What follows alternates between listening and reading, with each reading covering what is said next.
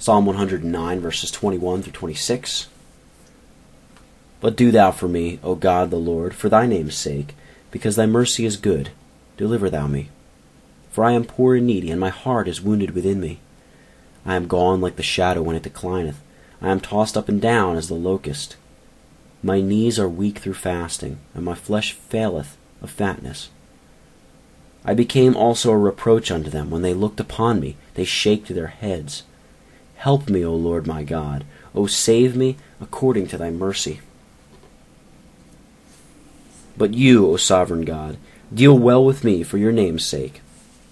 After having fled to God as his guardian and deliverer, the psalmist appears to take occasion from this circumstance to encourage himself in prayer, even as all the pious reflections by which the faithful exercise and strengthen their faith stimulate them to call on the name of God. All our prayers will vanish in smoke, unless they are grounded upon the mercy of God. The case of Christ was indeed a peculiar one, insomuch as it was by his own righteousness that he appeased the wrath of his Father towards us.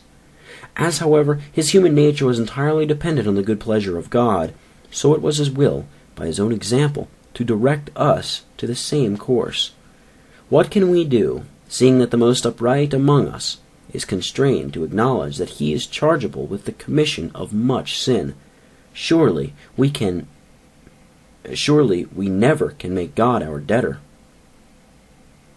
It follows, therefore, that God, on account of the benignity of his nature, takes us under his protection, and that, because of the goodness of his mercy, he desires his grace may shine forth in us.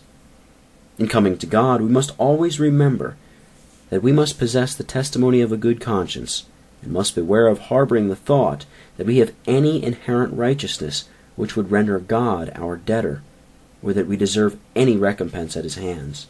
For if, in the preservation of this short and frail life, God manifests the glory of his name and of his goodness, how much more ought all confidence in good works to be laid aside, when the subject matter is referred to is life heavenly and eternal.